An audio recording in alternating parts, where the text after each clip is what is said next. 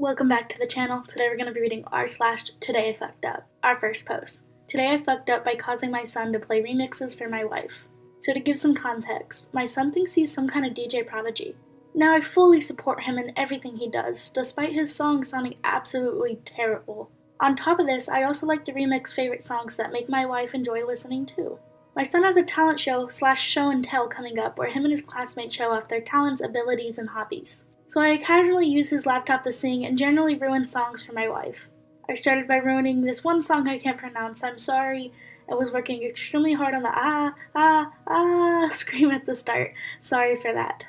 Now I can't sing for shit, and I try my best, although this sounded like someone had stepped on a bit of a Lego and was screaming just to end it all in a plead to God.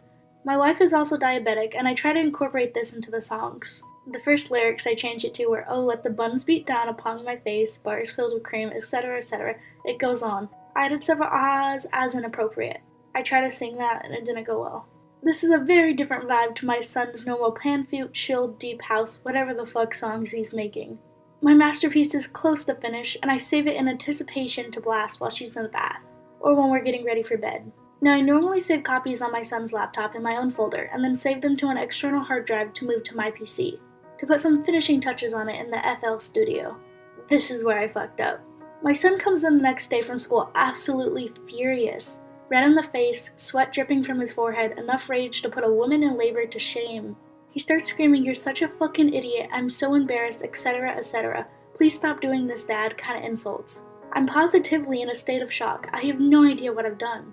I ask him what's gone wrong, and he deadass stares at me, opens his laptop, shows me his playlist/mix where I had unknown to me saved the song into his folder. He blurts out at me, the teacher gave me the detention for playing songs with curse words in it.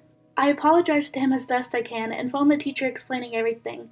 His teacher then gets on my case saying things like this happen too often and I get a stern talking to. Now the teacher said things like this happen often, so I'm ready to hear those other stories, OP.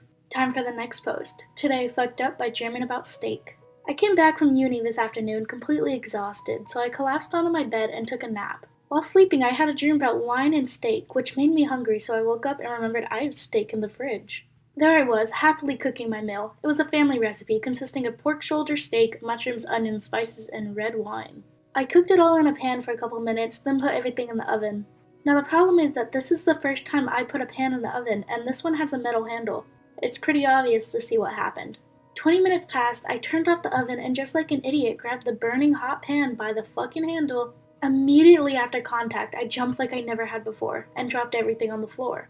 I rushed to the sink and put my poor hand under cold water while I googled what to do with the other one. Thankfully, there's a pharmacy on the other side of the street, so I grabbed my wallet and rushed there screaming and paid like a madman. I ran to the counter and shouted that I burned my hand. The poor pharmacist was so confused. She quickly gave me a pomade to ease my burn. I paid and ran back home to treat my sunken skin. After I calmed down and the adrenaline wore off, then came the pain. The fucking pain. I can't describe it. It's the worst pain you can feel. No matter how much I applied to it, it wouldn't go away. So here I am, biting on a towel and typing this post to distract myself. Time for the next post. Today I fucked up by responding to a review. After losing my hotel job of almost 4 years in April of 2020 thanks to COVID, I spent the summer unemployed. I finally got a new hotel job in August, working for a hotel that was opening in September. It was the same position I had at my previous hotel, but with better pay, so I was excited. The new hotel opened, and it was a much nicer part of town, and because of that, we had a lot more elitists. Cue one such elitist. The guy storms into the lobby, telling me he's had an awful night. He drove 6 hours to be here, went to a restaurant where a fly landed in his beer, and demands to see his room before he checks in. I gave him a key so he can go see it. I was the only one working, or else I would have accompanied him to go look at it. He stomps back down to the desk a few minutes later, telling me I'd pull the rug from underneath him, giving him a different room than the one he booked. I double-checked the reservation. He booked a king suite. He was given a king suite.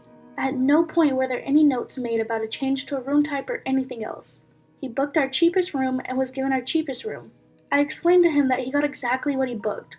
He started describing the picture of a room he saw online, and I quickly realized he was looking at pictures of our most expensive room. I tried to explain he didn't book the room he had looked at pictures for. He told me to upgrade him for free since we lied on our website. I tried to reason with him, telling him I can't see any changes made and I can see the booking time down to the minute.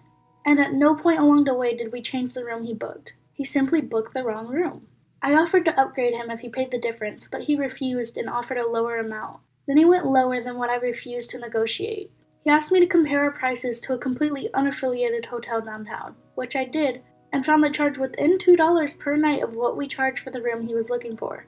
He told me I lost his business and demanded I book him the room at the hotel downtown. When I refused to do so, I didn't have his credit card, his phone number, he had booked through a third party, so I had none of the information I needed, and was sick dealing with his unreasonable attitude. He grew even more agitated and started threatening to review bomb us, saying he'd make new accounts every day and give us a 1-star rating until we are out of business. At that point, I asked him firmly to leave. Cue to 6 hours later, I got a notification that we received 1-star review on Google. I see that it was him. I respond to him calling him unethical for threatening to review on a hotel when he was the one who made a booking error, unreasonable for refusing to pay the upgrade fee for the room he wanted, and disgustingly entitled for his attitude and demanding a free room. I asked Google to remove the review and think nothing more of it, until last week. The general manager reaches out to me, asking if I wrote the response. I confessed I have done so, and then go back and reread everything. At no point did I swear, lost my temper, or say anything untrue, but I do agree with the point that the spirit of the response is not one of hospitality. I deleted my response and asked Google again to delete the review. Google does so almost instantly this time. The manager tells me I'm suspended for my response and pending an investigation. So this week, with no one from the company contacting me for my side of things and no way to contact the guests, since they booked through a third party and we did not have a phone number, email, or mailing address on the file to reach out to them, and with the review they left deleted, I get a call officially telling me the investigation is finished and I'm fired.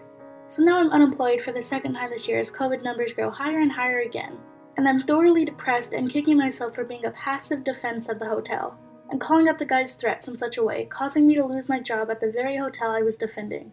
Oh my god, I feel so bad for you. I don't get why you can fire for reply. I get hey, it's not what we're going for, but you stayed professional, and I think that's commendable. I think as long as you stay professional, you can tell a customer professionally to fuck off. Personally, that's my opinion. As long as I don't curse, insult, and I just say what happened, I think I'm allowed to do that, and I think employees should be allowed to do that. Time for our next post. Today I fucked up by assuming a message from a girl I'm interested in was a booty call. This fuck up happened a few hours ago. So there's this girl who I have a complicated past with, but it's not how you think. I'll try to convey what I mean by that.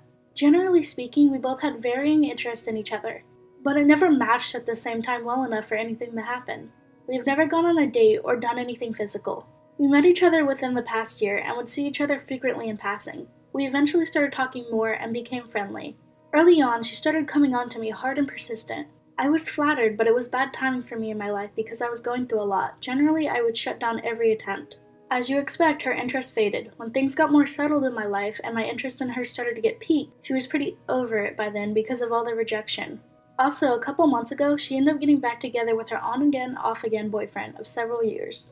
He doesn't treat her like she deserves in any sorts of way, so besides missed opportunities, I was just sad for her. I got some pretty mixed signals. She would randomly reach out to talk, usually because she was lonely. Other times, I wouldn't hear from her for weeks at a time. We had some flirting moments, but I'm not one to be involved with anything remotely resembling cheating. So I just held back, kept my distance, and lived my own life. If things didn't work out for them, again, maybe it would finally be a good time for both of us. So I still remained interested in her in the back of my mind. We hadn't talked to each other much for a couple of weeks, even though we seen each other in passing all the time. I figured she was getting more serious in her relationship because a couple times she flat out didn't respond to me, which even as a friend offended me quite a bit because I think I deserved more respect than that. At least a sort of explanation. Even if we were just friends, even if we were just acquaintances. So I began to stew on that and feel more and more frustrated, especially over the last couple of days, feeling I might be kept around as a backup plan, and that maybe she felt like there was no need to maintain anything with me if things were going so well for her in her relationship. Cue the F up moment. Last night, out of the blue, I got a message from her, and I quote, "I'm feeling alone today."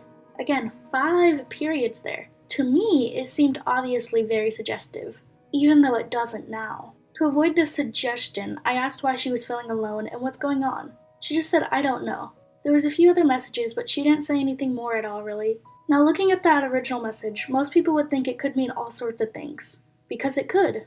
But at that time, in my frustrated state, the only reason I was thinking of was, this is a booty call, and she wants me to come over tonight. She probably had a bad moment with her boyfriend, or they broke up, and she's feeling lonely and wants to fill that void.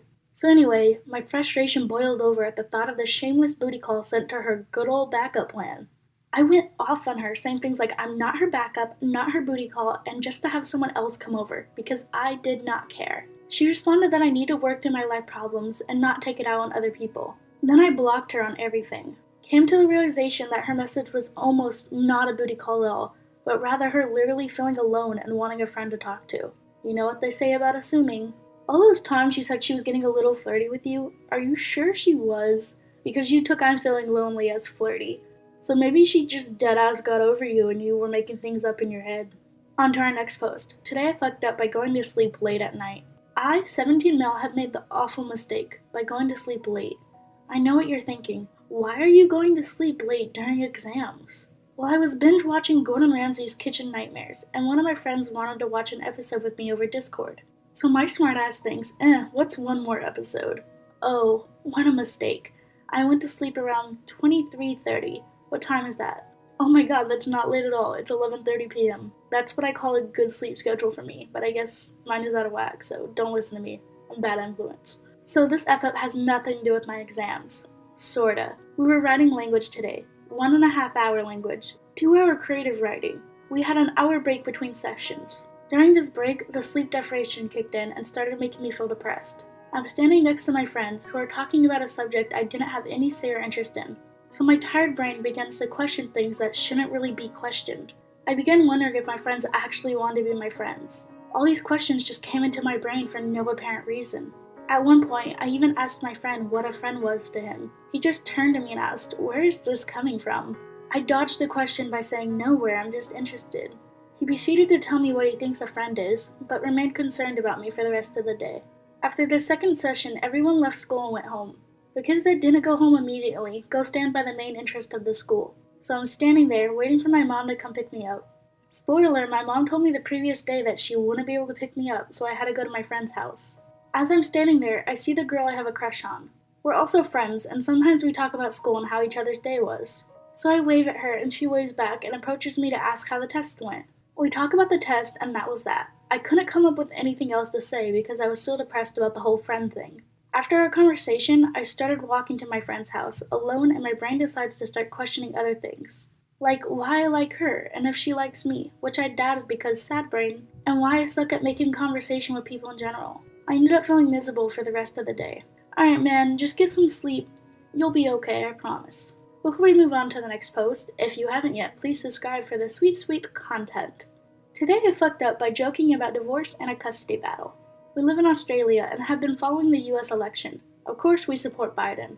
My husband and I have a list. You know the list, which celebrities you can do sexual things with without it being classified as cheating. My husband, a straight man, has the likes of Hugh Jackman and Morgan Freeman in his list, along with a bunch of other female celebrities. Anyway, on the day in question, we're discussing President Trump, as you do, and my husband comes out with, "What would you do if I gave Trump a BJ?" I replied, "Well, I'd divorce you and then I'd make sure you never saw our baby daughter again." We forgot about it until a couple days ago while packing for a holiday and arguing about the division of labor. Things got pretty heated, and a couple hours later, while out with friends, having thought the argument was finished with, I made the mistake of talking about it, in front of the friends. Hubby got pretty mad and went out for a walk to cool down. About 5 to 10 minutes later, leaving the baby in the care of our friends, I went out looking for him. It didn't take me long to find him, and we talked about it on our way back. Things calmed down, and when we got back, we cuddled with the baby. It's something that calms us. After we got home and the baby was in bed, we resumed discussing the argument. And I eventually said, "I'm really sorry, please don't leave me, I don't want a divorce." I still hadn't remembered my joke. I worry about relationships breaking down all the time. My dad died when I was little, and while I have no memories of him, I must have convinced myself at the time that it was my fault. I have severe anxiety about me fucking up and people leaving me. At this point, my hubby just said the only person mentioning divorce is you. When I asked what he meant, he reminded me about me saying it and mentioning I'd never let him see the baby again. It dawned on me that this has been playing on his mind while he was out on his walk. I quickly said, "Oh no, that was a joke because you asked me what you'd do if you gave Trump a BJ." We were both committed to the relationship and things are perfect, but I feel guilty about joking about divorce. Married people, don't joke about divorce because the next time you have a fight, the joke will play on your spouse's mind.